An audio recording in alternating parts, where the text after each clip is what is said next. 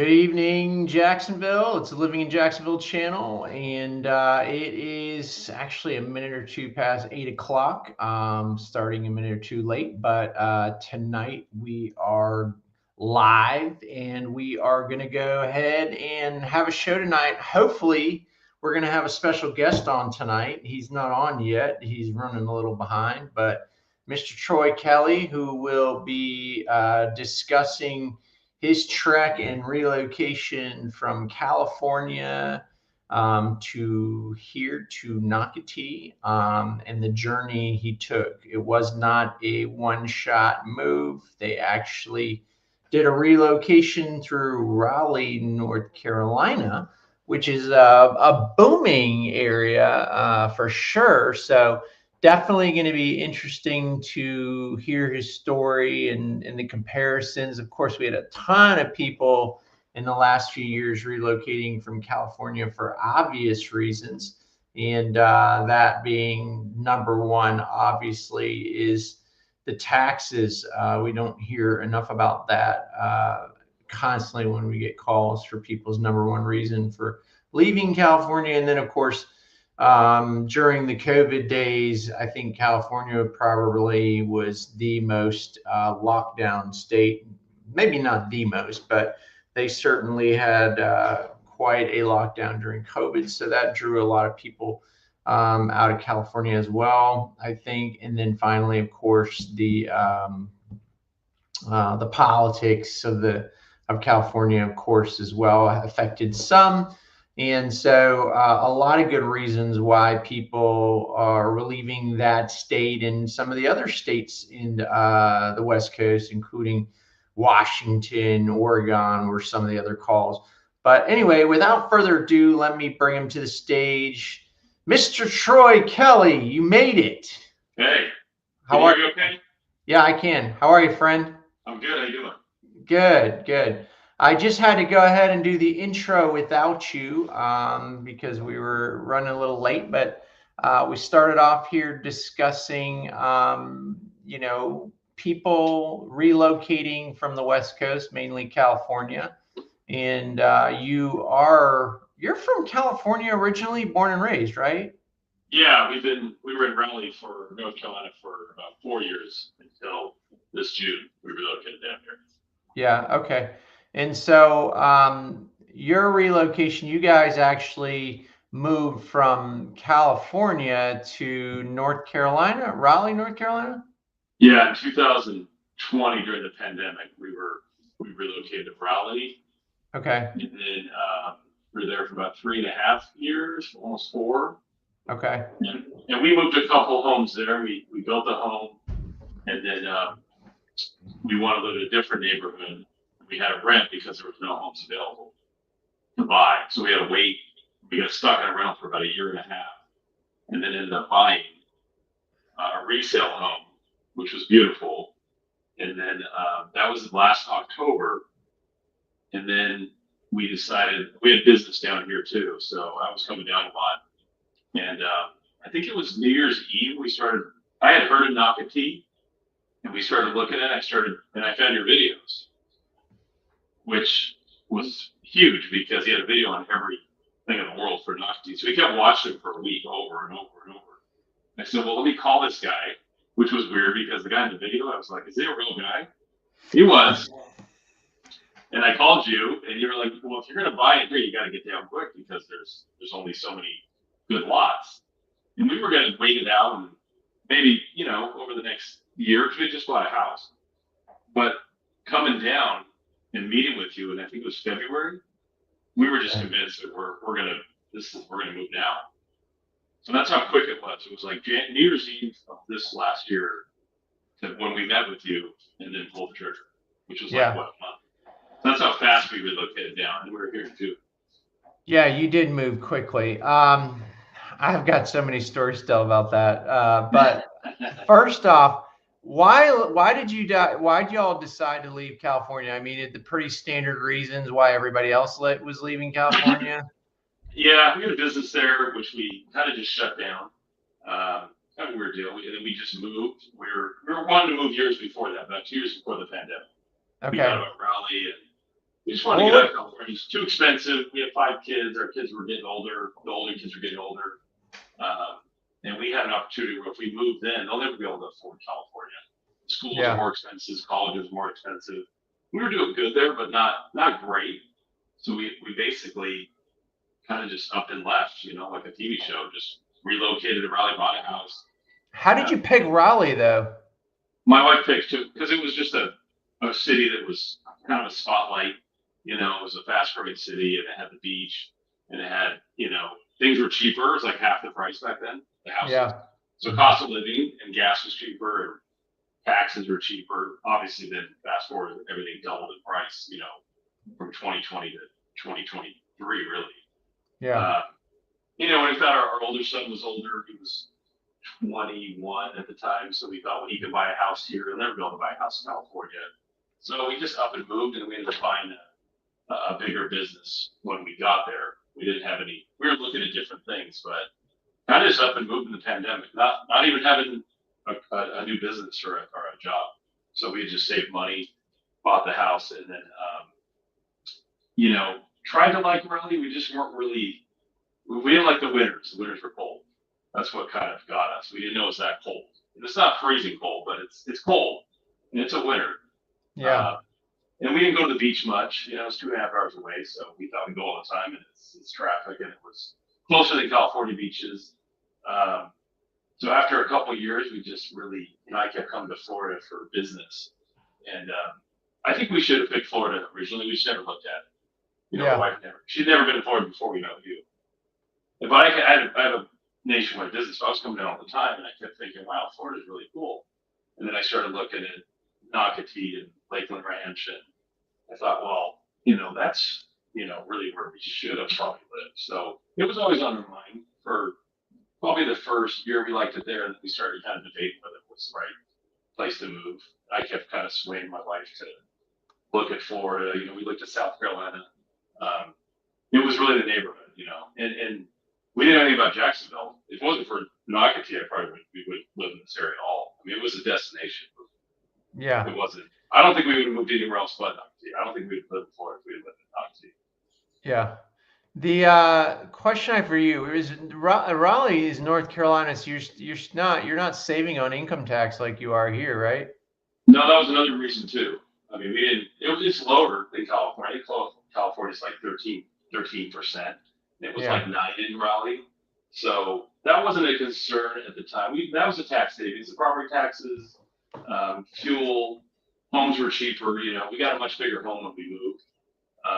But then that went on its head in a couple of years. Everything it's almost as expensive as Raleigh now as it was from where we moved in Sacramento.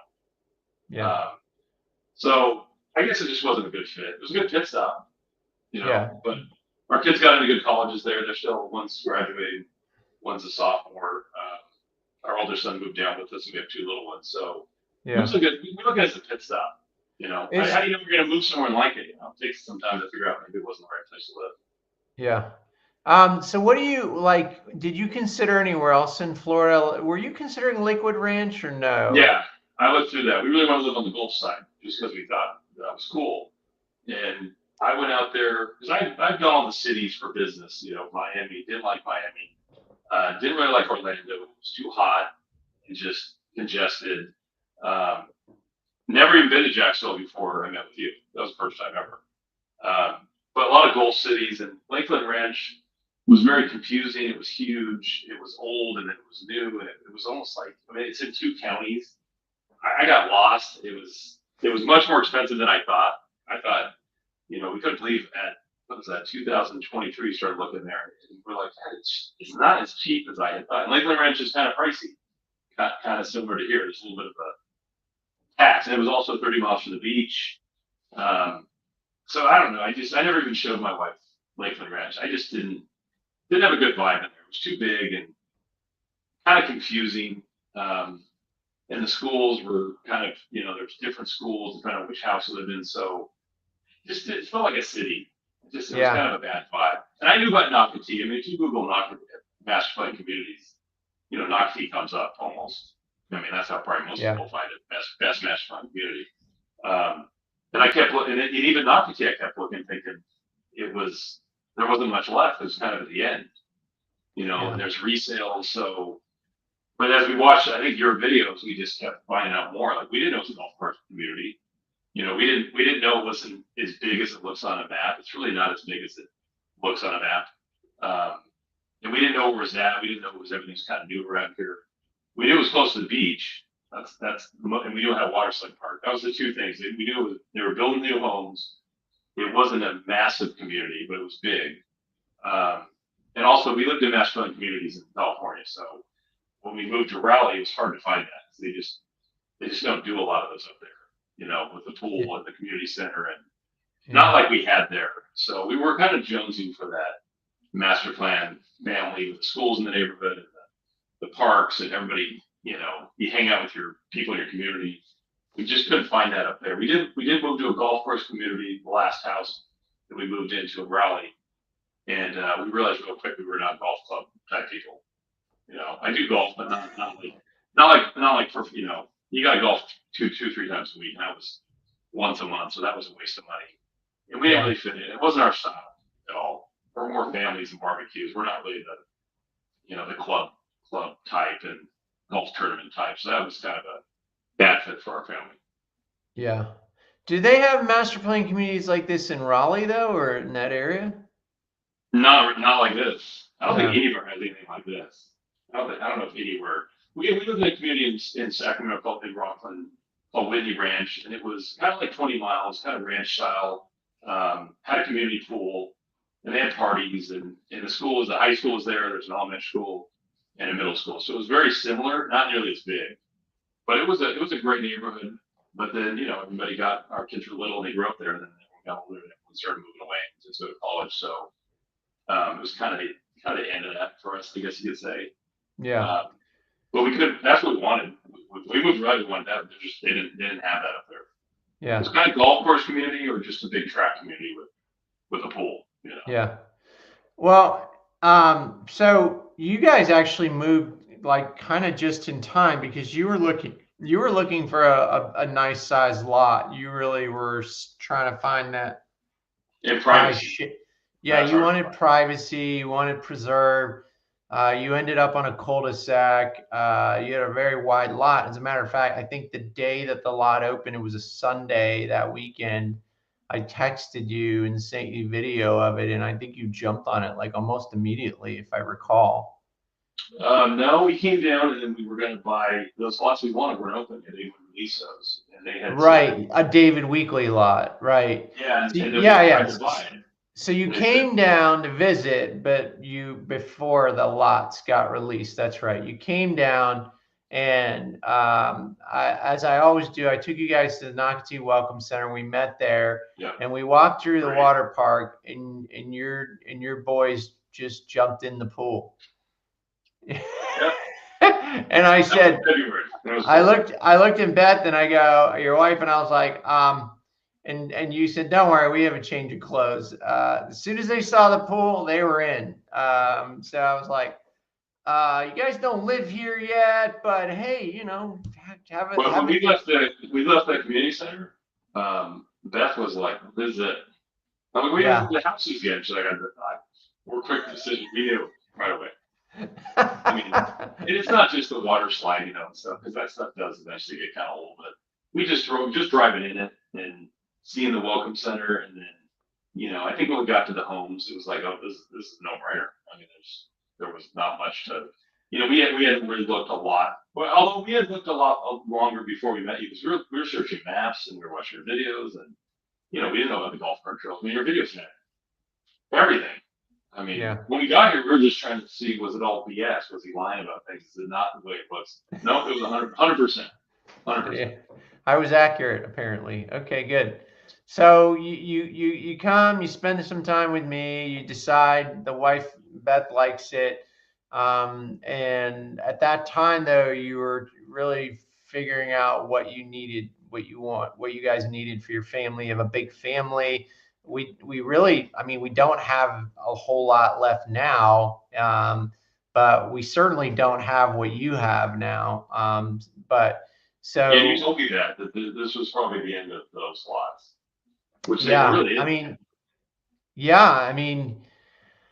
I don't know. Yours was the second to last lot that I sold. The last one or whatever is not it's backed up to another home.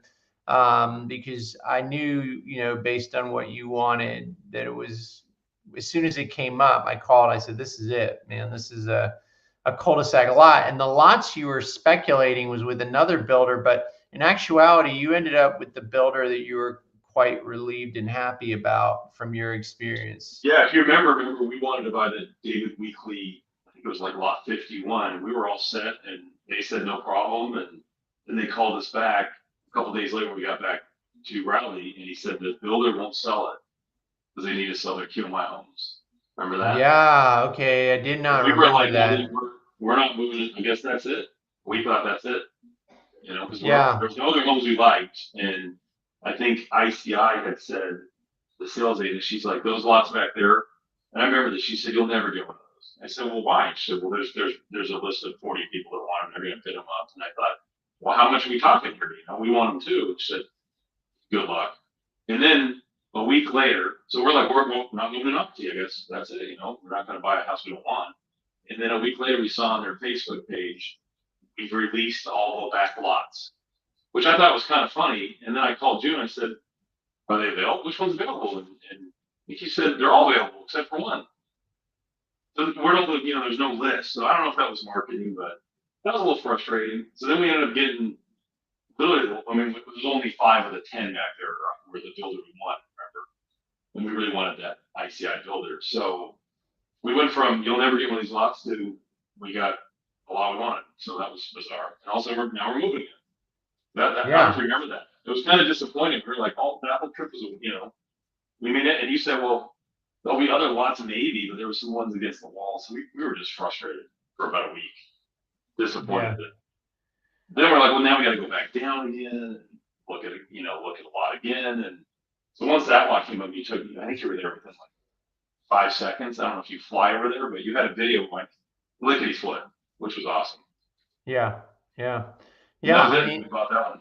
And that was yeah. February. Yeah. And it just You, closed last Friday, so that's how fast that all happened. how long? So, I mean, we're talking, you built a 4,000 plus square foot house. I mean, it's 4,000 square feet, isn't it? It's 4-car Yeah. garage. And they told us a year, remember? They told us a Yeah. year. And Yeah. so we thought February we were moving. If they had told me, well, I think what they really mean is like 3 or 4 months to go through design center. Well, I think we were quicker, and that's one thing I want to mention. We probably should have taken more time in design center and in structural stuff. We were a little Yeah. bit in a hurry because we thought, well, if we don't hurry, it's not going to be done in February. It might be March or next April. And we're like, we don't want to wait that long. So we went not super quick. I mean, we had to come back down, and I think we didn't. I think we did our structural in February, March, and then we thought, well, they'll start the home. They said, no, we're not. We're not starting anything until you pick 100% of everything out, including the pool. So when we went through, we did the structural kind of quick. We didn't realize that you could do a lot more. I mean, we knew, but we didn't know. Like there's some things we could have done now that we've seen other people do that we're like, wow, you can just redesign everything. We didn't really know that. I don't think I was really told that if you want to have another bedroom upstairs over the garage, you can do that. We didn't really think that was something that they really do. We thought we just move some stuff here and there, move the fridge. So, but we're still happy. It's always hindsight 2020, right? And then the design center, we came back down, me and her. It was overwhelming. There was so much. There's no prices. So you just picked everything out, and then we get the sticker shock when we are back in Raleigh. Then we had to go cut it down. We went back again. And the whole time it's kind of like this pressure, like, let's go, like time's a wasting. Mm-hmm. So we thought, well, every month we wait, we're waiting longer to move in. And we don't want to live in a rental house, whatever, for, a year. So then we get everything done. We didn't do the pool, which we're glad. The only reason we didn't do the pool was, hey, you told us you shouldn't do it. You save money, obviously, which we did. But also, they had to pick everything out. And I wasn't sure if I was getting a good deal. It was real specific. So everything was so rushed. So we were going to do it all. We really wanted the pool move in. We wanted to do everything, have everything done, built everything done. Didn't want to worry about stuff after we moved. Then we kind of put the brakes and thought, maybe that was more my wife, like, well, I'm not paying that price for that. I know we can do that. So we pulled everything back, did all the stuff we had to do, like tile and cabinetry and things that were just expensive to rip out and replace. But we pulled the floors out. We're having hardwood floors put in. We're having built-ins done separate. Epoxy floors, gutters. We just started taking things out that we know are 20, 30% less, which is a little bit of a pain. And not everyone can do that, obviously, because if you want to finance the whole thing, you kind of have to. But doing that for us has been tremendous because the detail of certain things, they didn't have all the floor selections we wanted, like the built-in cabinets, even the fireplace we didn't do. We're having that built because it's so specific and you can control it when you're doing it after. And by the way, we closed last Friday. And there's probably been 4 separate contractors already through the house this week. So it was all lined up. We had so much time to plan things, pick out colors, find better deals, find the right contractors. The epoxy floors were half the price. I mean, everything was just so much less expensive. I'll do the math someday and find out exactly what I saved versus what they would have paid. And the pool alone, we were the third pool builder. It took us 3 to make a decision on the right one. Mm-hmm. So, a little bit of pain over the next couple of months, but, in another month or 2, the pool will be half built and everything else is done. And by April, it's 100% done. Yeah. And we did it the way we wanted it and we can control it, So that was my recommendation to people is whatever, if you have the money afterwards, you have cash or whatever you want to pay for it. If you can do it after, it's a little inconvenient. You got to close. You can't do it during, you can't have them from floors in when they're building it.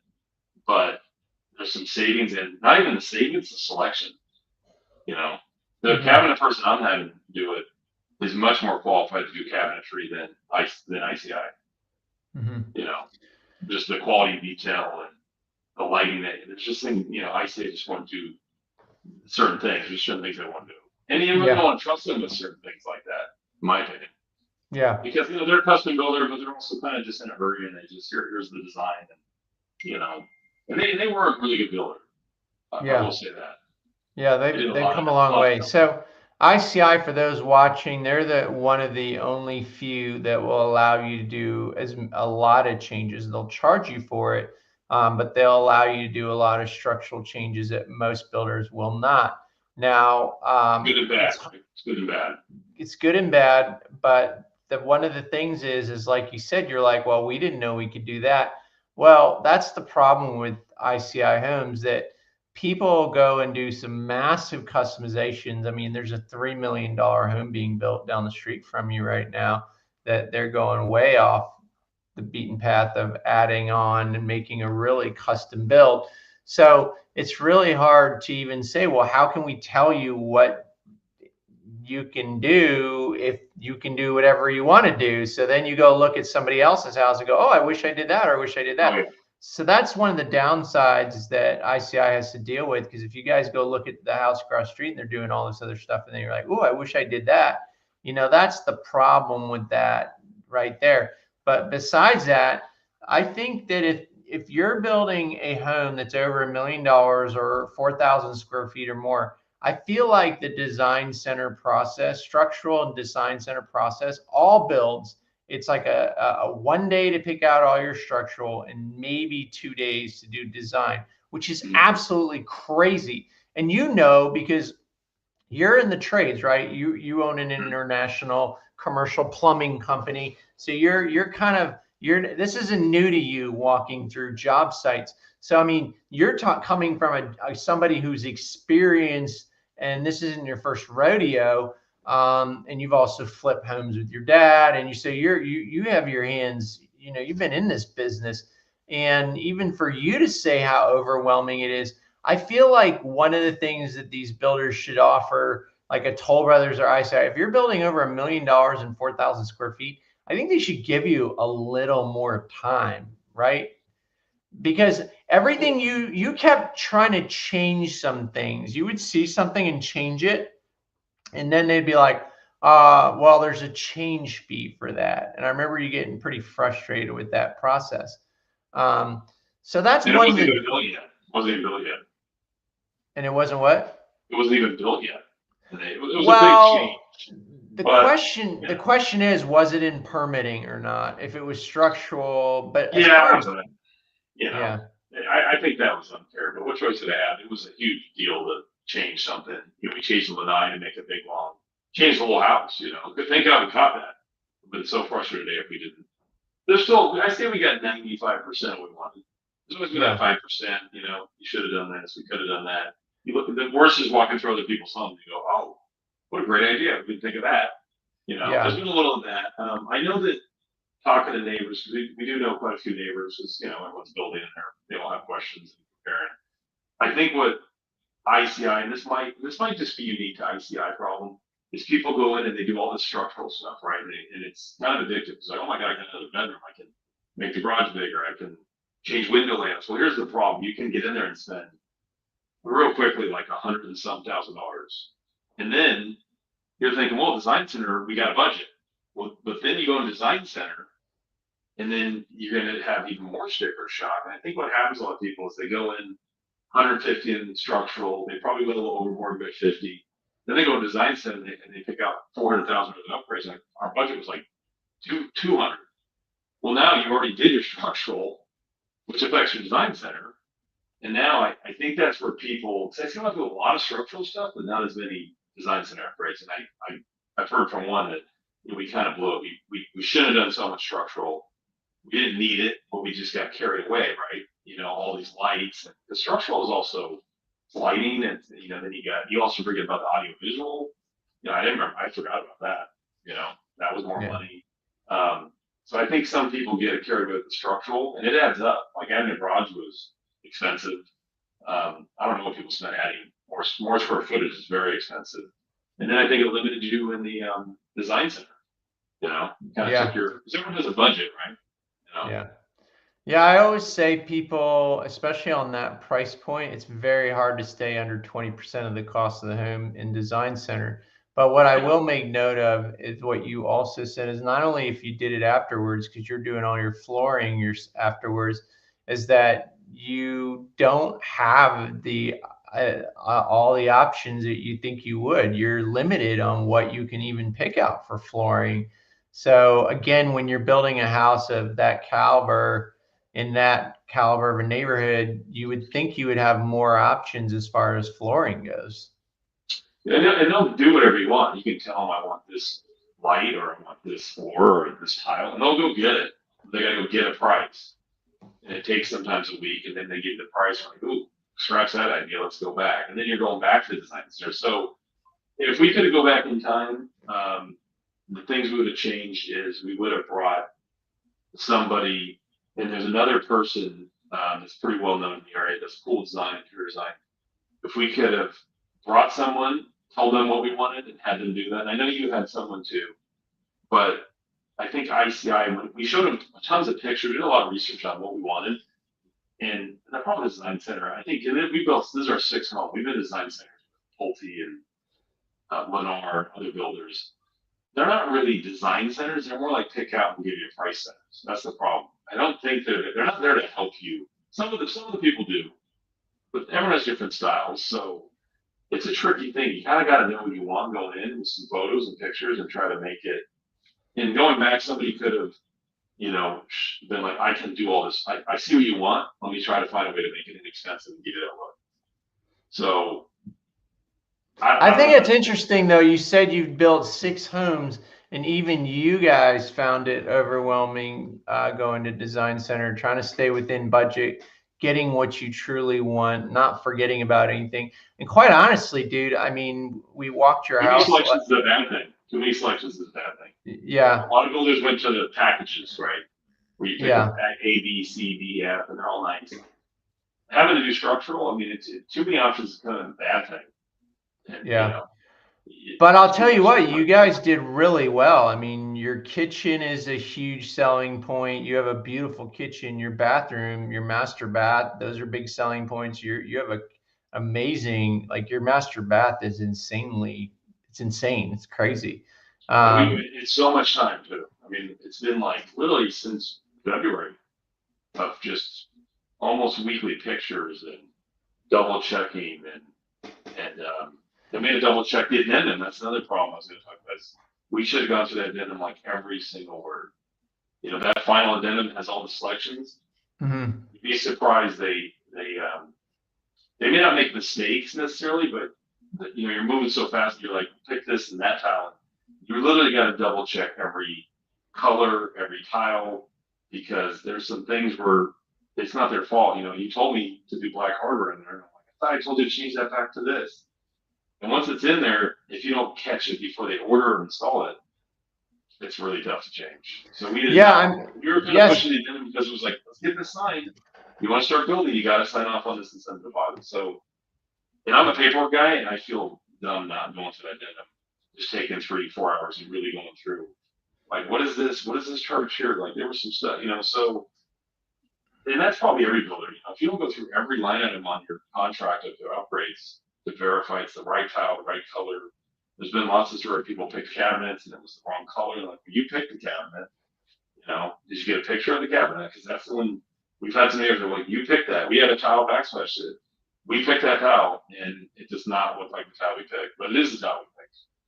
So it's been a lot, and it's not like I got time for that. It's just been a part-time little side gig. Yeah, we have another person building today, and they wanted her to sign off on everything so that they could do their construction meeting next week. And she's like, I haven't seen the cabinets. I want to see what the cabinets are. I don't know what I'm getting. I have no idea. Because when you get that addendum that you're talking about, I mean, I don't know how many lines, page per page, every line item, faucet, tile, grout lines. Some of the builders are good enough to at least put pictures, so like we get constantly like, that's not the right color tile, or those tiles are supposed to be staggered a certain way. It's not staggered right. I mean, It's complicated. It's complicated to pick out the shape of the tile and which way it goes, and you got to pick out the grout color. There's a lot going on, and for a lot of people that don't deal with this, I don't know how to do it. I don't know how some people. It's got to be extremely frustrating. I mean, I kind of do this for a living, so, and I still have a hard time. I still miss stuff. I didn't, why do I have this grout color and that? Why is the tile this shape? You got to go through. It's very detailed, when you're picking this kind of stuff out. I kind of miss the packages where they just go, here's package A, B, C, D, and F.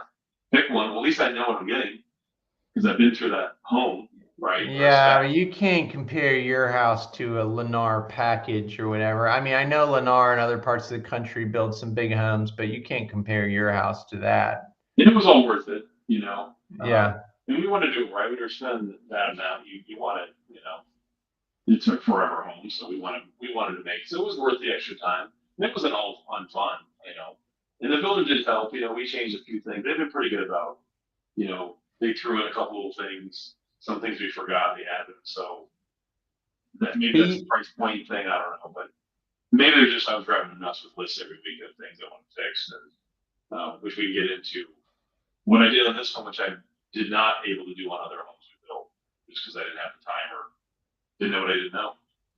Right. So, I mean, you chose to be here, and I mean, you were on top of it. You were visiting the site constantly, and you were really working close. You were working really close with your builder, and you had a good relationship with your builder, which I didn't have in the past. I mean, the first home we built, we didn't even know to go look it down.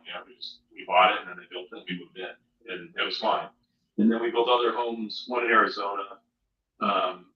And I just didn't have time. We had little kids and newborns, and there was a lot of problems. We moved in, tons of issues, and constant warranty and coming back. So I blew that one, and then we did another one, and we weren't living in the state, so we had no choice. I think we bought 3 homes where we bought it and then flew in and closed, and that was it. You didn't get it, and we had realtors and stuff like that, but it wasn't, it was fine. Those homes were fine. The one in Raleigh we built, we looked at it during drywall, and then we closed. We flew there and closed the next day, and that was it. So this one was the one where it's like, I'm gonna make sure if I can live near it, which we were lucky we got here in June. I was gonna go there, and I know not everyone can do that, but I think if someone's building a home, in these price points, I think you almost have to. If I was living, I would have probably flown in at least every 3 or 4 weeks. It would have been worth the money. Yeah.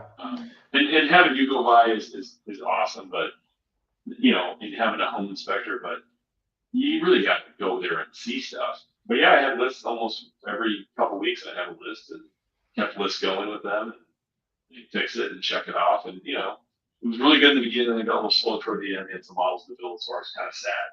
Uh, but I don't know what it would have been. Everything's fixable, obviously, right? But we really didn't want to have a whole bunch of stuff after close. And we still have some things.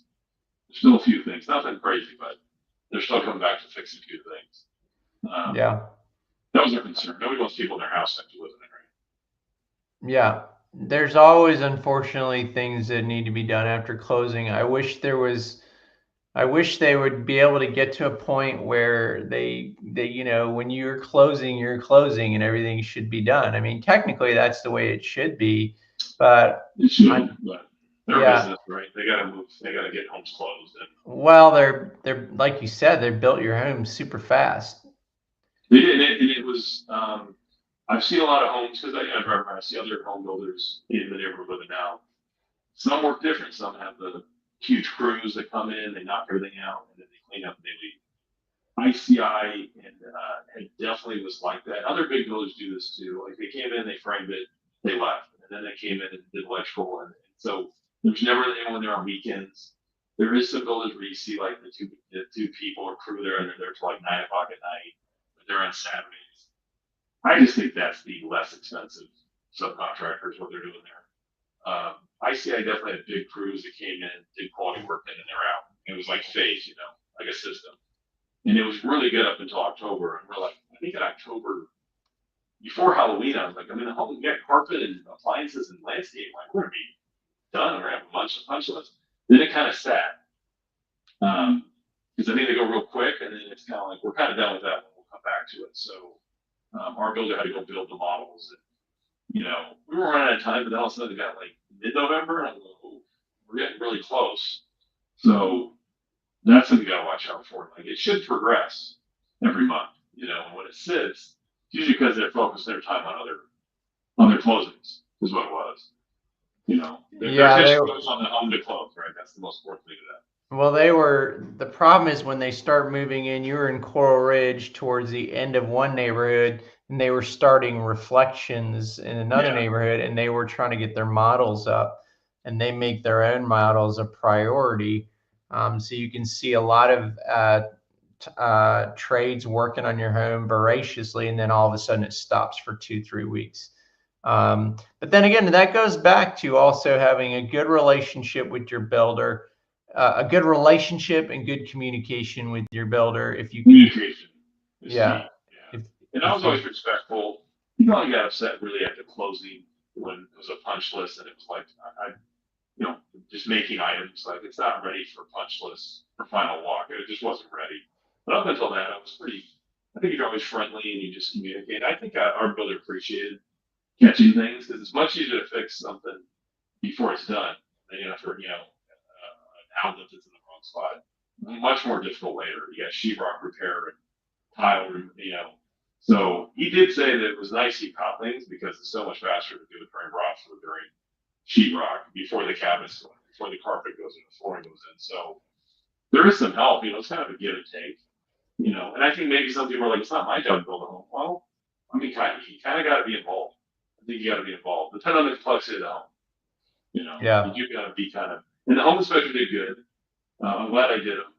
A lot of contractors like me think, well, I can do my own. Well, I'm not getting up on the roof and going to the attic. So they cataloged this, nothing crazy at pre-drywall. I think it was mostly stuff that just wasn't done.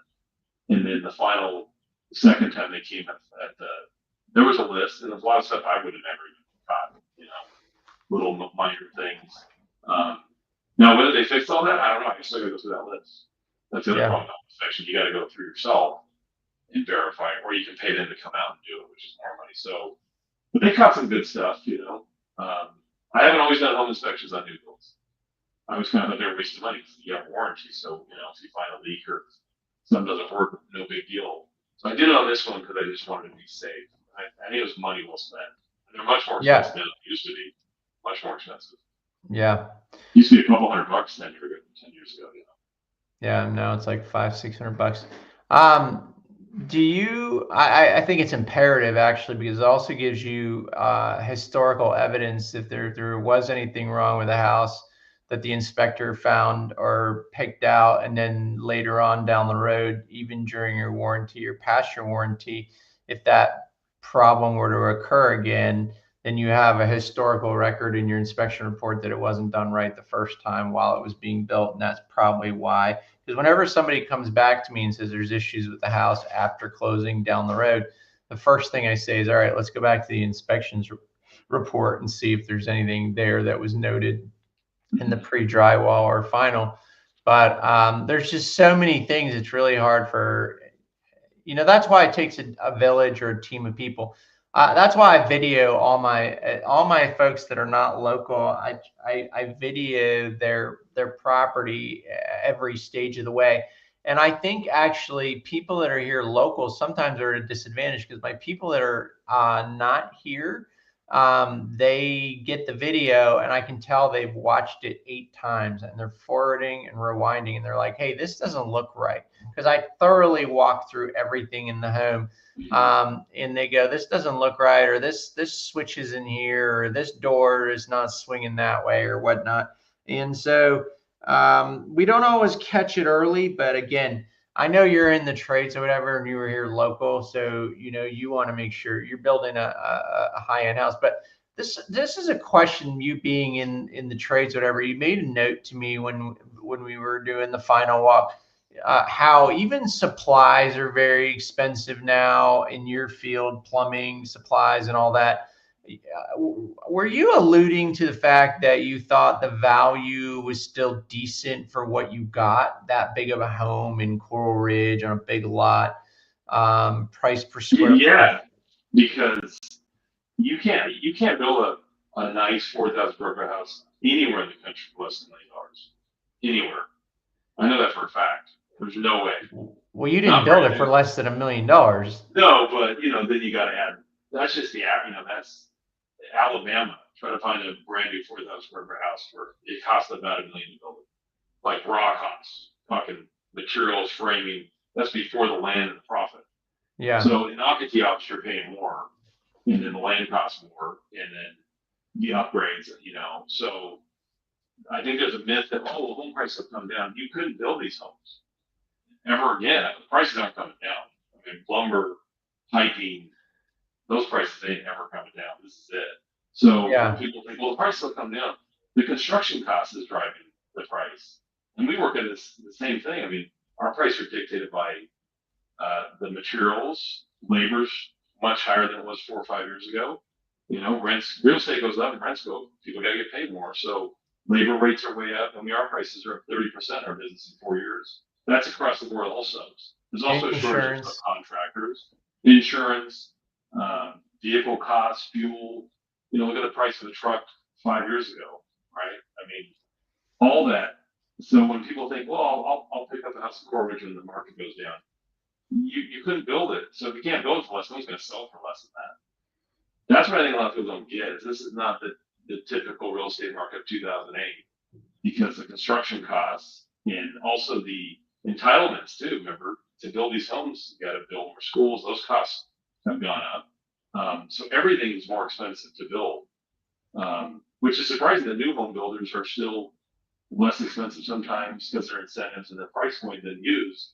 But that's because their margins are so smaller, right? They The don't, margins are small, you said?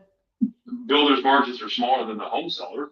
Yeah. They're in the business. They're not looking to buy a new home. They're looking to make profit.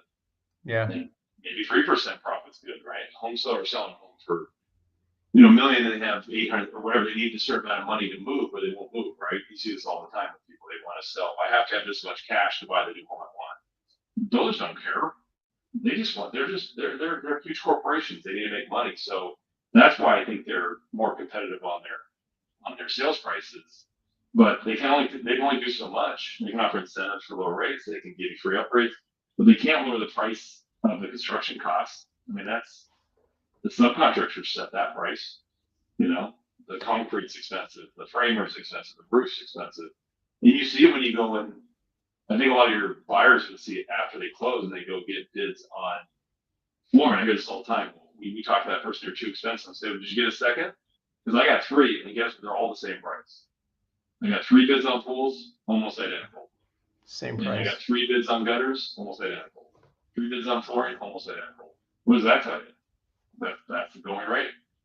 In subcontractors right now, there's a huge shortage, so they're more expensive. And that's not that they just want more money. It's just their operating costs, their materials, their fuel, their trucks, their insurance. Everything's more expensive, and it's supply and demand too. It's hard to even get somebody to show and give you a price on stuff. We're literally tight. We're too busy. And we don't need more work. We got so much work. You know, I think I got a flooring guy because he did my office, and he's slammed. You know, there's just so much flooring going in, containers, and so it's hard to even get somebody to show up. Let alone the best company that somebody referral. I think a lot of people showed up because they're referrals, because they were told by someone else that, hey, this guy asked me if you could do his house too. So I had a problem with that. I got 2 or 3 bids on everything just because that's what I'm in the business of doing. And I thought for sure you get the expensive guy and then the other guy. And I wanted to go, with the better quality. They're almost all the same, which tells me that the pricing on things, and everything was more expensive than I thought. Everything was more expensive than I thought. The pool was more expensive than I thought. The flooring was everything was more expensive than I thought. Cabinetry was more expensive. It's probably double the price it was 8 years ago, just on cabinetry. And I used to buy all this stuff, so I know how much it used to cost. So that tells you when people say, well, the home prices are so high. Well, try to do some renovation work. And by the way, renovating a house, I would tell people always buy it. I wouldn't renovate because the renovation costs are so extreme right now. Yeah, that's what I was going to ask you. If someone was to be listening right now and said, okay, well, you're a man in the trades. Why, if the build process was so overwhelming and so much work, why not wait to find a resale and negotiate on a resale here in Nocatee? Why not do that? Why were you adamant? We looked at that, remember? I think that was my original goal was, and I think my wife too, because we wanted to move right away. We did not want to go through this. Yeah. We've done it before. It's never fun. It's tough on the whole family and kids. So we really just wanted to buy a home. The problem was the homes that were built, well, there's no newer homes really for sale. Remember, we wanted to buy a spec, and they didn't have it. We really wanted to come in and say, this home will be ready in 2 months, we'll buy it. But there was nothing we liked. And for that price point, we were like, we're not going to buy a home we don't like. Then you're back to changing things out, which just doesn't make sense on a new home, ripping cabinets out, ripping floor out, you just paid for it. So I think we looked at a lot of resale with you, but the difference between a home built 8 years ago and today is I think it's like night and day. The layout, the materials, even the technology, of the way the home built, the zip wrap they do on the exterior. So if you wanted, it depended on what you wanted. If you wanted the newer style, we had just gone from a newer home. It would be hard to go back. And then we're like, we'll just renovate. Well, again, the renovation cost would have been, I think we did the math on that, buying something for less than, than building the pool and then renovating the kitchen and doing, it was the same as we spent. And there was no upside at all. And there is cheaper homes at that square footage in Nocatee, as you know. We could have spent much less on resale and had a pool and spot, but not the pool. And also, we didn't want to go resale because the people usually have been there a while and the kids are grown, and there's not that, you're kind of we did that before. You're kind of the new neighbor when everyone else already bought and moved in together and they built their homes together. There's something to that when you buy a new home, and that's why we usually buy new, because everyone's buying new, everyone's excited, everyone's having parties and getting to know each other and talking about their upgrades and what kind of cabinets you're doing. So there's a huge part of that. And it's a much easier way to meet people than you're the home. Being the new guy in the old neighborhood. The new guy in the street. Yeah. That's been our experience. It's not everybody's, and the new community, it's just a big deal. Every time you buy a new home, everyone's super excited in the street. You meet everybody, kind of by default, right? Because you're looking at your home being built, and that's how a lot of our friendships in the past were kind of made. You're new to the school, you're new to the area. Everyone's in the same boat, especially in Nocatee. Almost everybody's from. Yeah. No, it's from. No, there is people from Nocatee that move over. There's a lot of that people. We have several neighbors that lived in Coastal Oaks, other areas, quite a few actually. But I think they wanted a newer home. Maybe they looked at the renovation costs and thought, why one of the new ones? And so Yeah. ours. Well, it So used to be a lot of Nocatees, a lot of my buyers in Nocatee were from Nocatee. In fact, majority were people that built a home or was in a home and said, this isn't big enough, or I wish I did this or that. They yeah, went through the experience and then they understood how it worked. And then they were like, okay, this time I'm going to build what I want and I'm going to do it the right way now that I know how this all works. And so that was what you saw 80% of my buyers were. Now it's 80% are out of state, but we're starting to see now the people that are here that have been living here, they were like, you know what, pricing's not going to come down. We're coming to the realization that, and now there's not a lot of options to build new, especially a size home your size, unless you want to be up against the wall in Coral Ridge on those last lots. And not everybody wants to do that. They're not, they're like, I want preserve or lake. I don't want that. but those will So, sell. I mean, they will sell. oh, they are selling. I mean, Absolutely. there's no doubt about it. I have people that, don't want to be on the preserve woods for whatever Yeah. reason. They don't want to have wildlife in their backyard, or they're scared of that. So they will definitely sell. And look, it's like I always say, I mean, how can I show you a used car and then go take you to the new car lot with the new car smell and go, all right, that's a used car. This is a new car. They cost the same. Yeah. Which one do you want? And you get to pick things out. Customizing. Yeah, and you That's get to huge. pick things out, but they're going to cost you about the same, if not, it wasn't like here, Troy. Let me show you a 4,000 square foot house on a beautiful 80-foot pie shaped lot, and you're gonna save a significant amount of money, so you can totally redo it the way you want. No, it was here, Troy. This is the house. It's actually either going to be, if it's in 20 miles, it's going to be more expensive, or it's going to be the same. And then you're going to have to shell out more money to renovate it, to update it, because it's a 2020 or 17 or 18. That's a hard pill to swallow when you're like, go into a brand new showroom and pick whatever you want, a brand new home for the same price. So, You just gotta wait for it. That's the thing. You gotta wait for well, it. you got to wait You know, the for process. it. And you were fortunate enough that you were able to find transitional housing, which you had a Toll Brothers house. And by the way, I don't know if you're renting or selling it, but I can also advertise that if you are renting your We're gonna home. rent. Yeah. And by the way, Tolba's built a great house. Yeah. They were a really good builder to buy through their warranty. They've and we haven't had really any issues. So Toll's always been a really good builder. We've Toll's up nationwide, so we never own one, but they do build a nice home. That's kind of their thing. Yeah, So I mean, they've beautiful. had some issues here and there in certain Yeah. neighborhoods, and again, it comes down to the builder. But you had a good builder on your Toll Brothers house that you bought, your transitional Yeah. house, for sure. But yeah, if when do you think you're going to be moving into your new house? Mid-January. Okay. Yeah. So anyone's out there that wants a almost brand new Toll Brother rental home in Seabrook Village, reach out to me. Walking pool too. Walking distance. What's that? Walking distance to the pool. Yeah, walking distance to pool. Reach out to me. Anybody that's watching this on recording, reach out to me, and I'll just actually literally just put you in touch directly with Troy, because I don't have the time or capacity to entertain rentals. And why not just deal directly with the owner, because there's really no money in rentals. And that way, you know, um, you can talk directly to the owner that knows the home, and get a good deal directly without me being in the middle of it. So, great house also in Seabrook Village. I mean, you've had the experience of the Nocatee experience of not only, you're right there near Seabrook Village Park, and now you're moving into Coral Ridge. You've had quite an experience already. Well, we had to buy this home because we were looking at rentals. Originally, our plan was to rent, and but you had to be to go to the school. You had to be over here, so that limits people. And I know some other people that rent another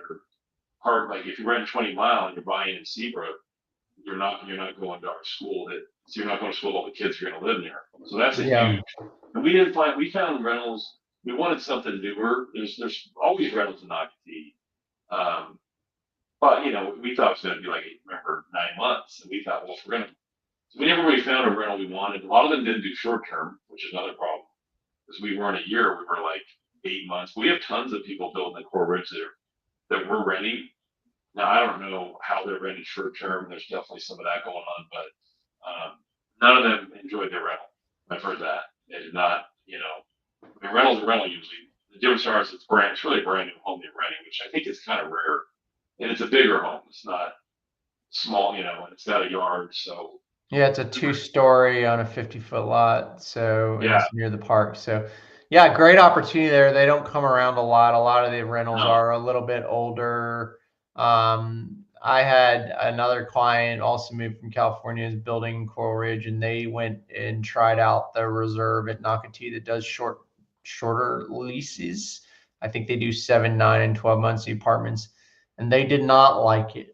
So much so that they went ahead and bought a transitional house in between as well, because I guess they just really didn't like the rental. So we're doing a lease satisfaction for them so that they can, they bought an ICI townhome, traditional, near the town center. It's the same school district, so they'll be okay.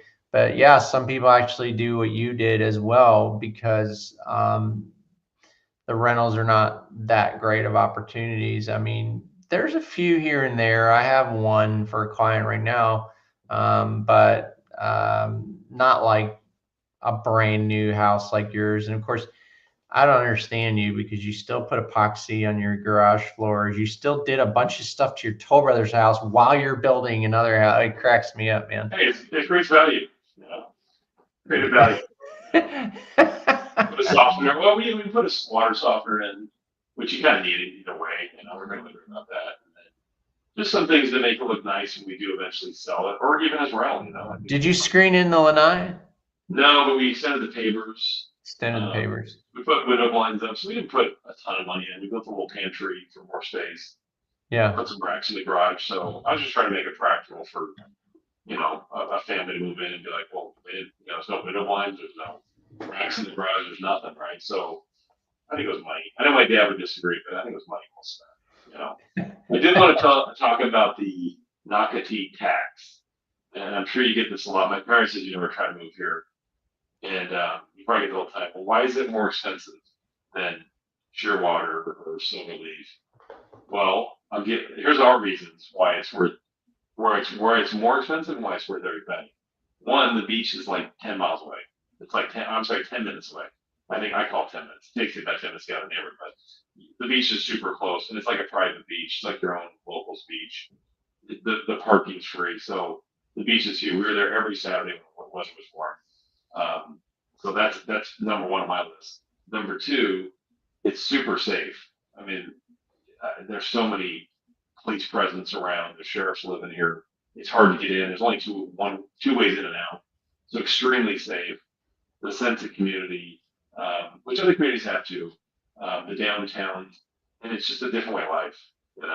So people always, well, it costs more. Well, there's a reason it costs more, because it's amazing. I think we haven't found anything we don't like, which is weird because we've been trying.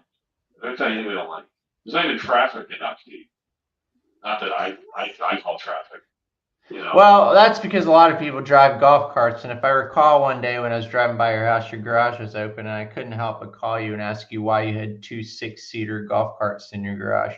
So you moved down here with a 6-seater golf cart, but you still bought another brand new, spanking new, lithium decked out cart as well. I had nothing to do with that. Somebody needed a backup camera, and the old one was clunky. Whatever that means, clunky. I thought it was pretty cool. Cool custom build. The new one's more like a car. I mean, the one we have is more like a golf cart, community cart. It's for golfing. And it's kind of really here. We were going to like around the corner of the mailbox in the park. Here, it's kind of like a vehicle. So I would recommend. I think you have videos on this. The golf cart's got to be something you can be comfortable driving for a long distance, because you're on it a lot. Yeah. The downtown's far for us. It's a stretch. Won't be for So long though. By the end of next summer, it'll be a little closer drive when you can cut through the back there. But well, Troy, we blew through an hour, man. I really appreciate you sharing with people your experience. I mean, you've come a long way, all the way from California, Raleigh to here. You've built a lot of homes. You seem to be really happy. You're a great, honest to goodness, man. It's been such a pleasure getting to know you and your family. It was such an opportunity to be able to get to know you and Beth and the kids, and it's been an honor, man.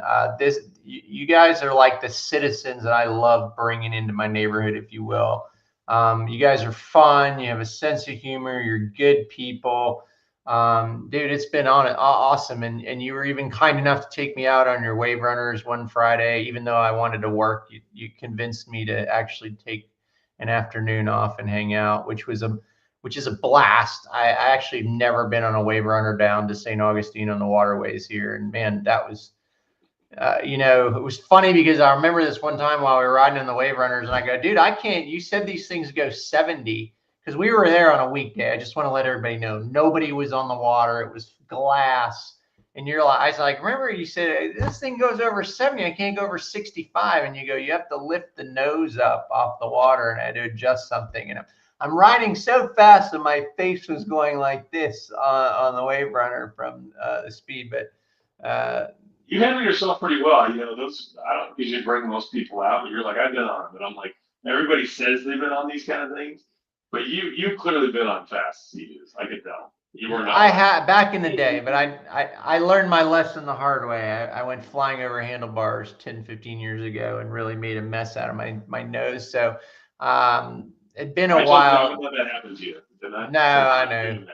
Like, No, I know. But hey, hey, we wouldn't be here without you, Graham. And that was their videos, and then you just telling us like I wouldn't lie. And the best thing I think you said that stuck with us was I wouldn't lie to you because I live here. Like I'm not gonna lie about oh these phones are overpriced or and some realtors obviously say whatever they gotta do to get you to buy a home, but you were pretty adamant. Like I'm not gonna lie to you. I'm gonna be your neighbor. Like you're gonna see me again.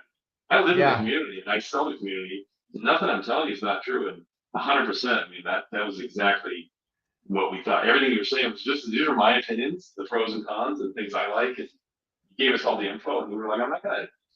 Also, not gonna tell you to buy a home that I don't think you should buy, that you can't afford, or that just move here so I make some money. Totally different experience. And we've had realtors in the past that kind of buy that house, and we're like, wow, we didn't know. So your videos were huge. I wish they had videos 10 years ago like that that could tell you anything about a neighborhood, all the different home types, and why some are more expensive, and what's new and what's coming. I mean, hugely. I assume a lot of your clients enjoy that, just being able to find all the information about a neighborhood from states away. I mean, it's a new thing, right? yeah. That's possible today. You're the kind of person that when you called, you knew a lot, but you asked a lot of questions. And I was like, this guy's just going to suck me dry for all the information and then go buy his own house on his own. And I didn't care. I just chatted with you. And then you just randomly called me one day and said, I'm On coming the down drive with my down. family. On the Yeah. drive down. Right. On a Thursday. I said, what's the Yeah. plan? Like, you're on your what? I said, we're Yeah. like halfway there. Are you available tomorrow? And you're like, this guy's serious. We have a busy life, and we had a weekend, and let's go now. And it was kind of like I told you, we were going to wait. And let's go down and look, take a couple trips, and maybe we'll buy a second home and see if we like it. And Beth's like, I want to go now. Like, okay, how about we go Thursday, make the weekend work? That wasn't my fault. That was more just you saw how quick we were. We just wanted to get down. Then when you said if you don't get a lot quick, don't call me in like 8 months and complaining there's no good lots left. So you knowing that, somebody else might have said, oh, there's plenty of homes left in Coral Ridge or Seabrook or Palmcrest or you were kind of like you want for what you want, you kind of got to get down here quick. That's when we came down because you're like you don't get down here soon, like in the next month there'll be less to choose from, and it was competitive. I think in February there was people buying back then. Remember? Yeah, it wasn't easy a lot. I mean, so much so that even at that time, I don't understand David Weekley's policy. They had all the best lots at that time, Still do. besides a few of ICI. and they were holding back. They wouldn't release them. And you were pretty ticked off about that. It was basically saying your money's no good here, which was kind of ridiculous. I don't like to talk bad They about still anybody. haven't sold that home, that lot. Still haven't sold that lot. Yeah, that was silly. I mean, because they kind of insinuated you could have it, and then the boss man said no, which was very odd, that whole ordeal. I was But it worked embarrassed. out perfectly. I'm so glad they said no, because we did not want that lot. Thinking back now, we did not want that lot. No, you got a better lot, you got a better home, and it worked out. I think that's why I think that's what we'll leave on tonight. That is the biggest nugget of truth. Things that happen like that, you get disappointed about, but they happen for a reason. Even with a resale, I always say to people, if you don't get it, it's not the house for you. And unfortunately, in my business, a house is a house is a house. There's always going to be another one, but people are so stuck on the fact that that was the one I missed out on a one. And I always have to remind them that wasn't meant to be. And trust me, your house is coming. And you were ticked off. I don't know if that was your ego or you wanted that lot or what, but you were pretty pissed off about that whole just scenario. Disappointed, like wasted a trip. Well, nothing, we're buying that home, and then we could stay longer. Yeah. Well, that goes to lead me to my, my next video that I'm currently making right now. It's all about customer service, communication, and the builders need to work on that more. And I have to say, and I'll give ICI props, they did not used to have the best customer service, but I've seen them clean house in the last few years, and they really upped their game as far as customer service goes compared to a lot of the other builders. And they were not like that before, but I tell you what, man, they are doing some stuff compared to other builders that I've been super impressed with. So, and in the end, that's what they did tell me when I had that last call, somebody higher up I wanted to talk to, just a little frustration in the end, rushing it to close. And he said, listen, we want you to be happy with the home. We're selling other homes in your neighborhood, so it doesn't do us any good to have somebody upset with what they bought. So you close when you're happy with the home.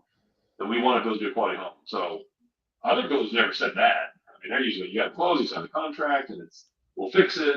But he was pretty adamant, like, we want you to be happy. And I think they've really realized that people talk on social media, and it's hard to sell homes in that neighborhood when people are not happy about their experience. So maybe they figured that out last year that, they're doing, and they did some things in our house you saw that you probably shouldn't tell people that were different.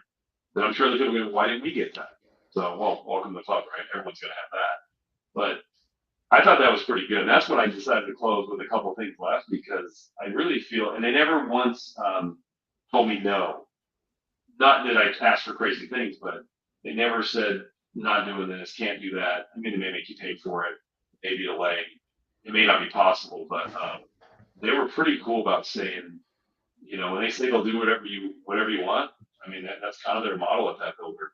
So really good start, and then shaky week there, but then in the end, I've asked them for a couple things this week, and to bring a residence sign so people know the home sold. It was like there in like 2 hours, so they're still on it. So nothing but good things to say about them.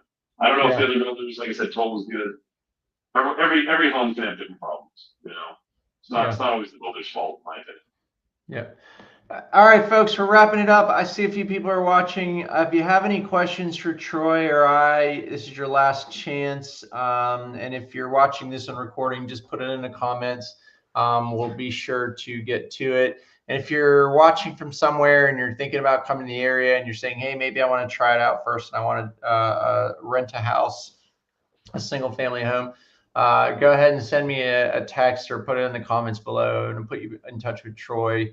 He's got an amazing home that he'll be moving out of that's not even a year old for rent coming up here in January. Troy, thanks so much for your time, buddy. It's been a pleasure getting to know you and your family, and hopefully we'll get your dad here somehow. I don't know how, but where there's a will, there's a way.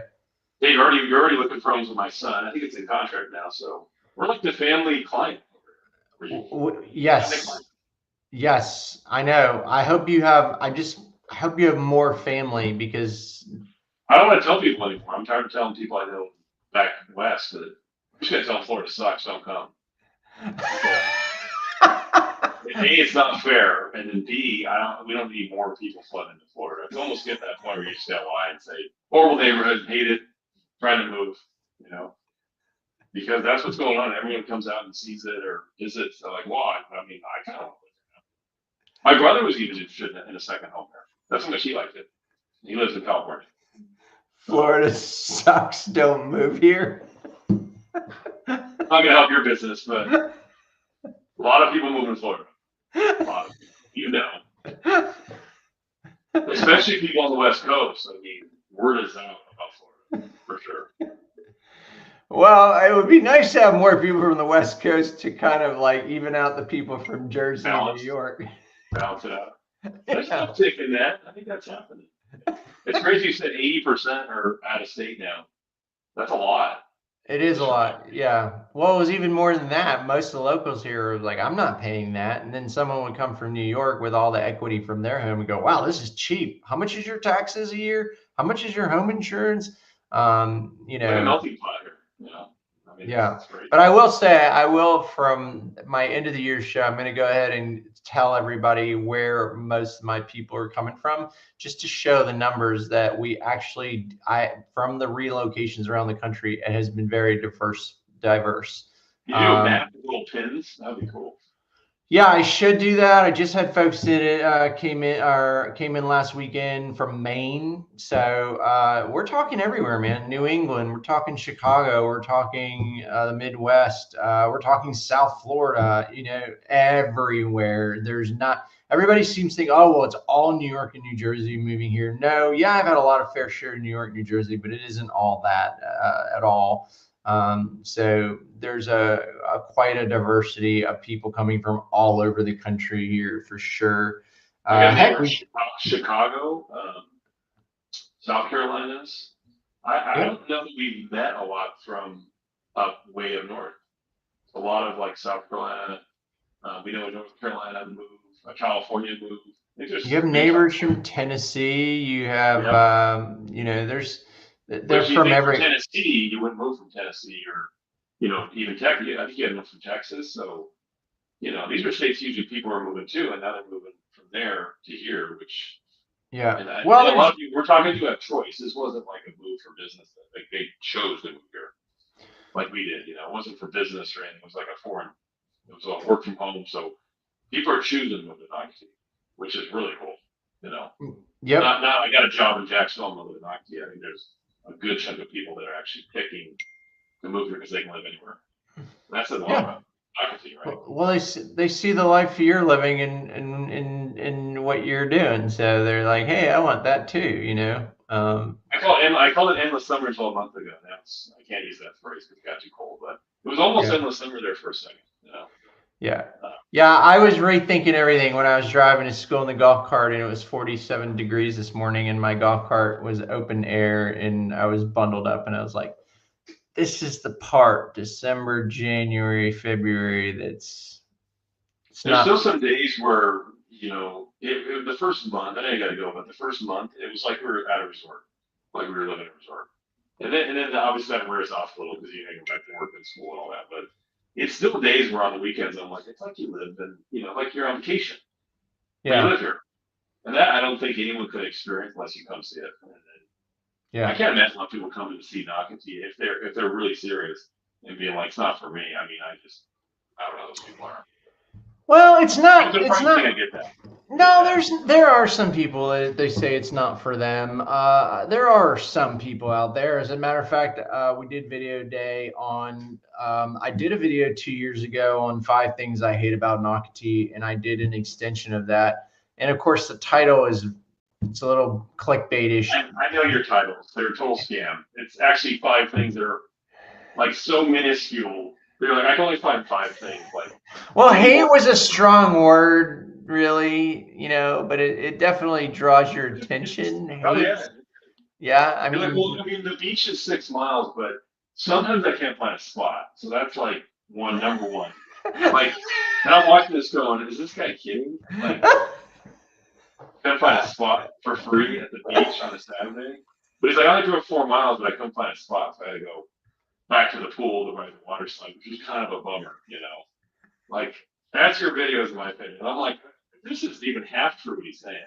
We're moving it, like, you know. All right, so I'll do a teaser on the next 5 things I hate about Nocatee. One of them was it's if you Nocatee's a great golf cart community. Everyone goes everywhere in golf carts, but in December it's freezing cold. So golf carting sucks in December in Nocatee. That You have was to get a heater in your golf cart. Like, it's a horrible problem. You have to get a heater to ride your golf cart well, some people to the have these. Christmas Some event. people have these bubble. They're in a bubble. They have the plastic thing around them. Have you seen those where Yeah, yeah. yeah. I can't do that. I I wouldn't mean, be able. last Saturday night we had to go. My wife dragged me to this thing at the pool with Christmas lights and Santa and Knock a hot glow. chocolate. Not, yeah, the Christmas festival. I mean, what a bummer, right? Like, to have to go to a festival that you already paid for through HOA. That's just over the top, just like over the top. Everything is over the top. Everything's over the top. You know, the price of beer is over the top, like $5. Like, it's subsidized, right? Like, there's so many things where I'm just like, I don't even know how other communities have not figured, other builders have not figured out to just duplicate this all across the country, right? Like, it's They're not that hard. they're trying. And I then don't the know if last, they can. I don't know if they can. You know, it's a weather thing, right? it's a Um, location thing too. Also, I yeah. think the Would I land. buy Nocatee if it was by the river? Maybe. You know, There's maybe. a river town. It's not quite Nagatee, but Yeah. there's your yeah. And we didn't look at that, but I know that was nice too. But and it's not for. I know what you're saying. But some people want an acre, big lot, and they want privacy. And, you know, you want to have cars and work on cars. There's certain things you can't do in Nocatee. You got to buy into the family culture in the schools and barbecues and that. That's the way of life in Nocatee. If that's not your thing, then yeah, I'm not gonna like Nocatee at all. All right, and another teaser, another thing I hate about Nocatee that's coming out on the next video recorded today. In the summertime when it's really hot, if you don't get to the water parks early enough, if you like covered seating without sun, you have to go early. It's a huge problem. It's a huge problem. Third world problems. They First should world really have problems. free sunblock there too. That's another one on your list. I don't know why they don't provide sunblock. Like, we're here to go sunbathe and sit in the pool and have cocktails, and I feel like free sunblock should be included in the HOA. That should be like your number 4 problem.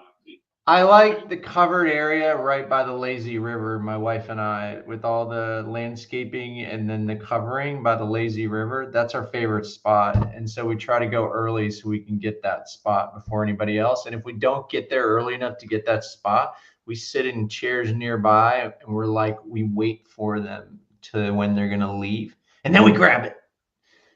That's how lame we are. Because Yeah, gotta be in the shade. I'm old, we never man. had a problem finding a seat. Honestly, the whole summer, never had a problem finding a seat, which is crazy because there's not that many seats and there's a lot of people, and we never had a problem.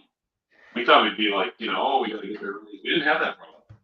Which is You're another cool thing because there's so much to do. It's not like everyone's going to the pool every Yeah, I summer. know. I mean, everybody started building pools after COVID. You're building a big pool and everything. That'll be interesting to see. I mean, we have a pool and a big, great outdoor living area, but our kids they're still at that age where we still like to go to the water parks. They want to be around their friends.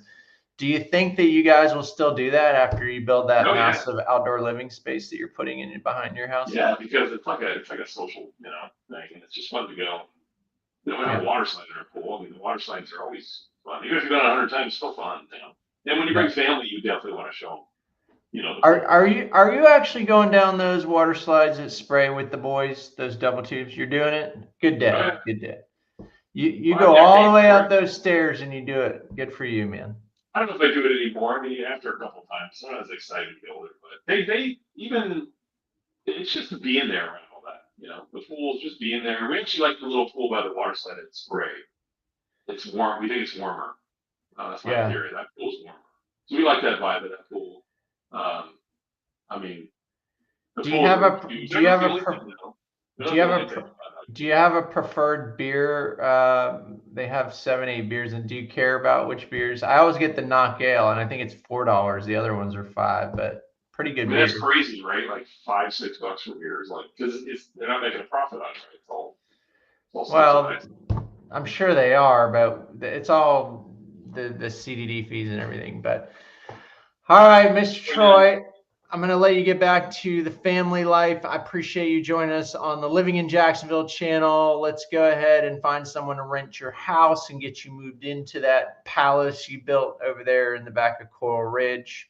I appreciate you being on. And of course, anybody, if you have questions, put in the comments. And of course, if you see Troy around Nocatee, chase him down. And if you didn't get to ask any questions, ask him the experience that he's had. He always tells it how it is. That's why I get along so well with him. I love working with glad people. It's over. I'm glad we're almost done. It's been super fun, but I'm kind of glad it's tiring, right? Yeah. All right, man. Have a great night. Good night, everybody. Until next week. See ya. Thanks, man. See ya.